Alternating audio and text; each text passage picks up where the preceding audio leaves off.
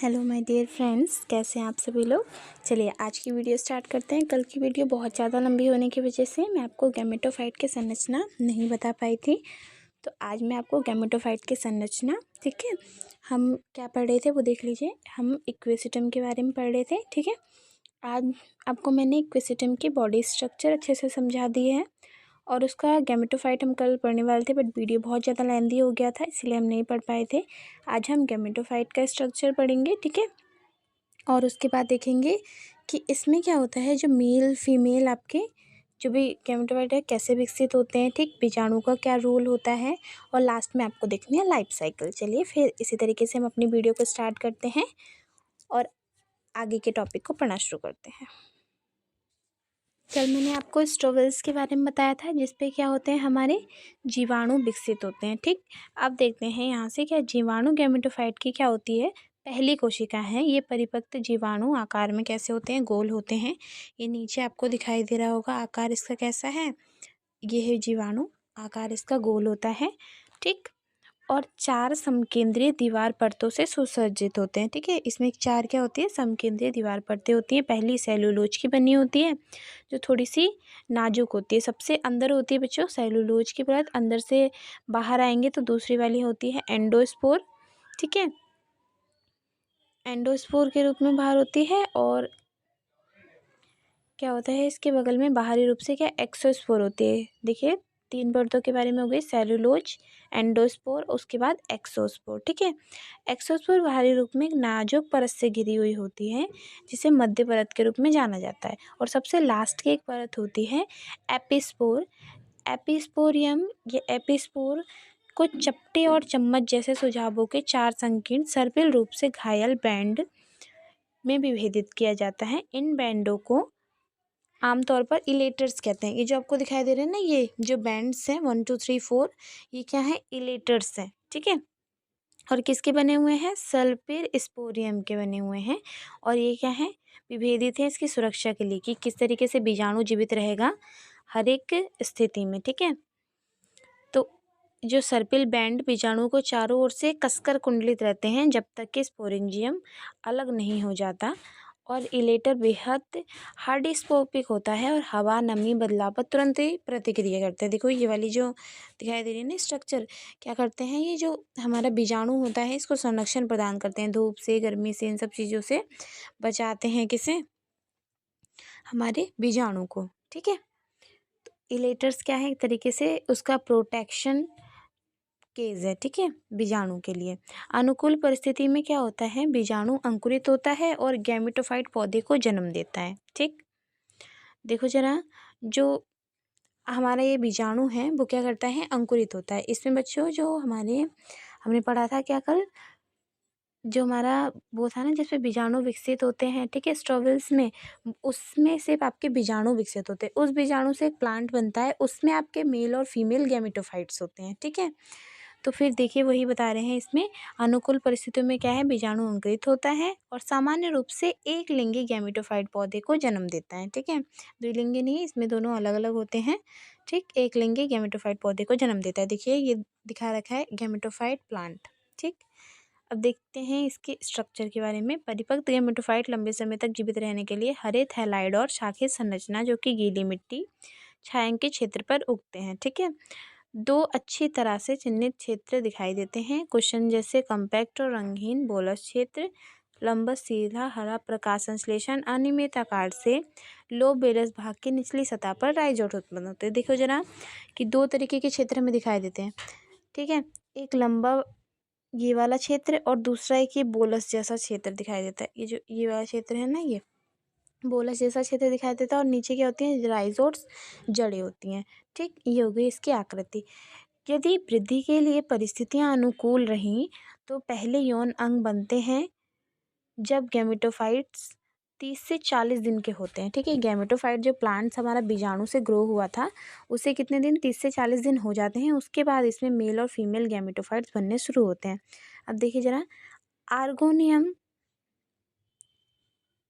आर्गोनियम जो कि हमारा क्या है, यहाँ पर फीमेल गैमेटोफाइट है, ठीक। आर्गोनियम सबसे पहले गैमेटोफाइट के मैसेमेटिक मार्जिन में दिखाई देता है। जो इसका मेसेमेटिक मार्जिन है ना, इसमें सबसे पहले क्या बनता है, देखो आर्गोनियम बनता है। ठीक है, ये है आर्गोनियम। ये वाली जो संरचना आपको दिखाई दे रही होगी, चलो इसे थोड़ा सा जॉइंट करके दिखाते हैं कि आपको अच्छे से समझ में आए।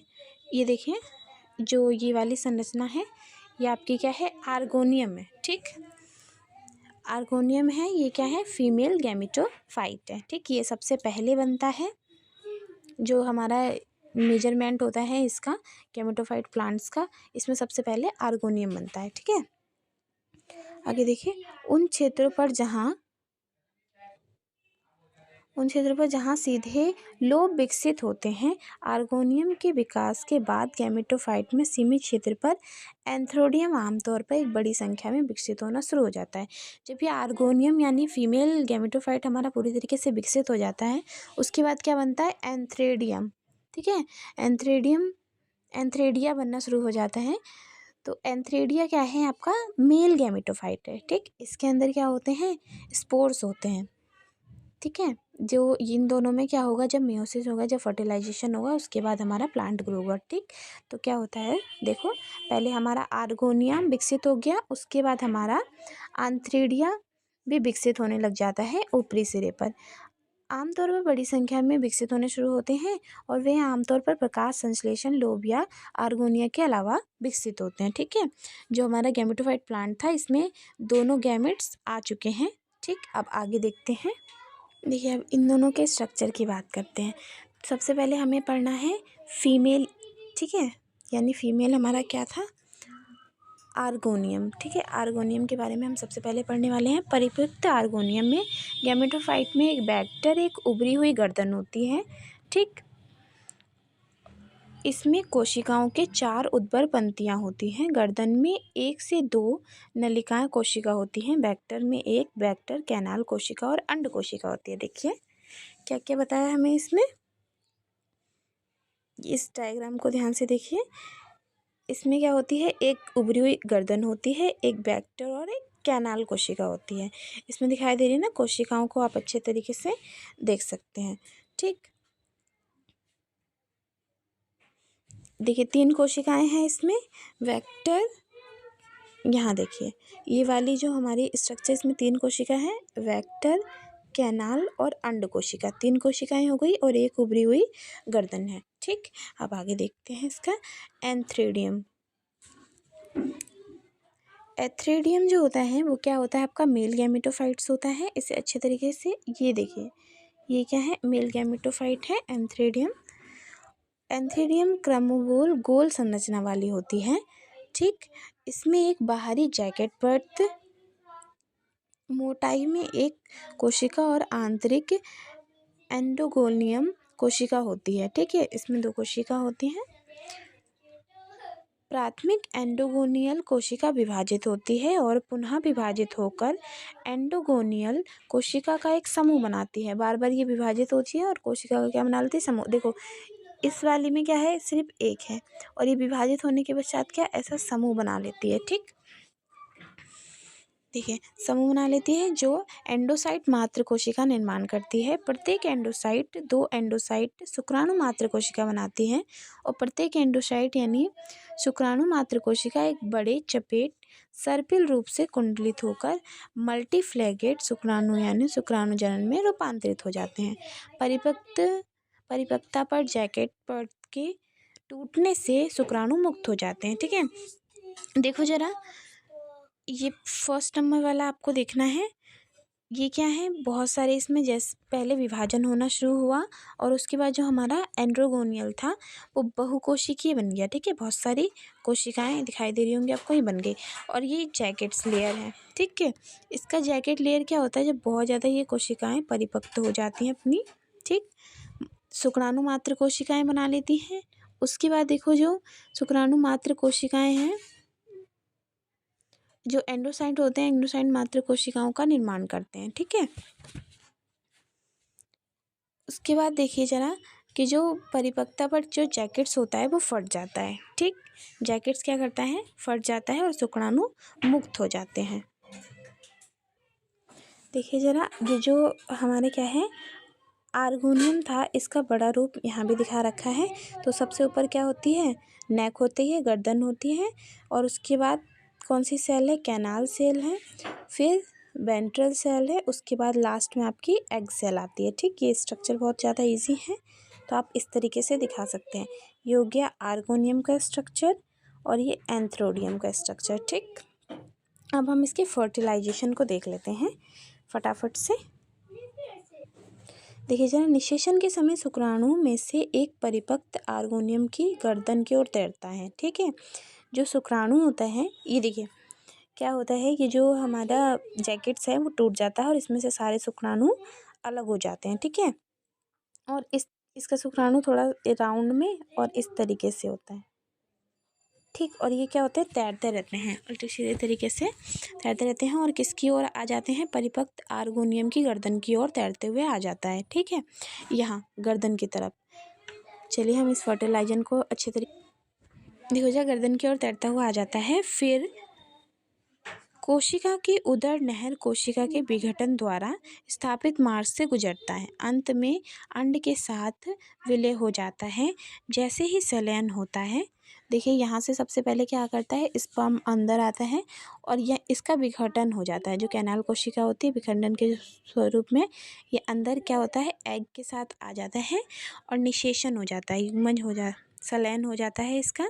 ठीक है, उसके बाद क्या है, जो युग्मज बन जाता है, जो इसका जाइगोट बन जाता है। फिर यहाँ से 2n पीढ़ी प्राप्त हो जाती है, जो द्विगुणित यानी डेप्लॉइड्स स्टार्ट हो जाता है। अब हमने फर्टिलाइजेशन देख लिया है। अब छोटा सा एक पॉइंट और बचा है इसका, क्या है वो आपका, हाँ, लाइफ साइकिल। लाइफ साइकिल आपको देखनी है, उसके बाद हम नेक्स्ट टॉपिक की ओर बढ़ेंगे। देखिए, ये लाइफ साइकिल कुछ इस तरीके की है, आप लोग को पहले मैं बता चुकी हूँ। देखिए क्या है, जो हमारा इक्विसिटम का प्लांट है, ठीक, उसके क्या होते हैं, जो हमारे दो तरीके के इसमें तने विकसित होते हैं। ठीक है, एक में क्या होती है, शाखाएं होती हैं, और दूसरे वाले के अंत पे जो उपजाऊ तना होता है उसके अंत पे क्या होते हैं, स्टोवेल्स होते हैं। ठीक, स्टोवेल्स में हमारे क्या होते हैं, बीजाणु विकसित होते हैं। बीजाणु किस तरीके से विकसित होते हैं वो मैं आपको पढ़ा चुकी हूँ। ये देखिए, स्टोवेल्स जब परिपक्व हो जाता है, ठीक है, तो उसमें कुछ इस तरीके की संरचना आती है। इसमें 1 से लेके 10 क्या होते हैं, जो हमारे स्पोंजिया होता है उसके अंदर 1 से लेके 10 इस तरीके से ये जो हमारी संरचना होती है, स्पोंजियम निकलते हैं। ठीक है, और इसके अंदर होते हैं स्पोर्स। जब ये क्या होता है, पूरी तरीके से परिपक्व हो जाता है, तो इसमें से स्पोर्स स्पुटन के द्वारा बाहर निकलने लग जाते हैं। ठीक है, बीजाणु। और बीजाणु में क्या होता है, सुरक्षात्मक लेयर होती है, जिसे क्या कहते हैं, इलेटर कहते हैं, जो उसे धूप और बाकी सारे मतलब मौसमों से बचाता है और उसे सुरक्षित रखता है। ठीक, अनुकूल परिस्थिति में क्या होता है, बीजाणु अंकुरित होता है और क्या होता है, हमारे प्लांट का निर्माण होता है। जो गैमेटोफाइट्स प्लांट होते हैं उसका निर्माण होता है। ठीक है, गैमेटोफाइट में भी दो तरीके के प्लांट्स हैं। ये कौन सा है, फीमेल वाला, और ये वाला कौन सा है, मेल वाला प्लांट ग्रो हो जाता है। ठीक है, अब मेल आपका क्या था, आर्थ्रोडियम, एंथ्रोडियम, और फीमेल क्या था आपका, आर्गोनियम।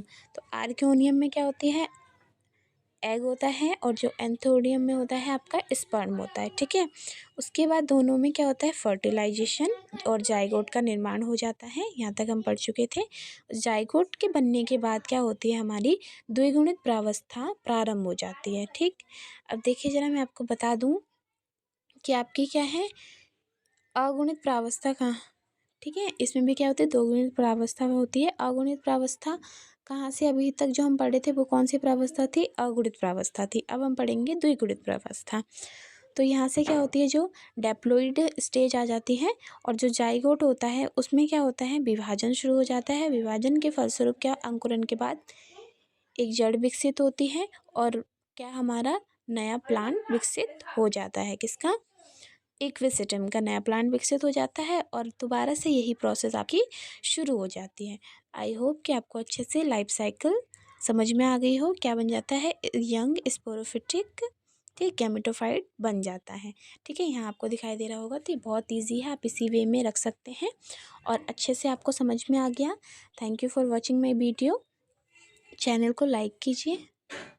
वीडियो को लाइक कीजिए, चैनल को सब्सक्राइब कीजिए और आप हर एक नोट का स्क्रीनशॉट ले सकते हैं, ठीक है, और अपने एग्ज़ाम के लिए अच्छे से पढ़ाई कर सकते हैं।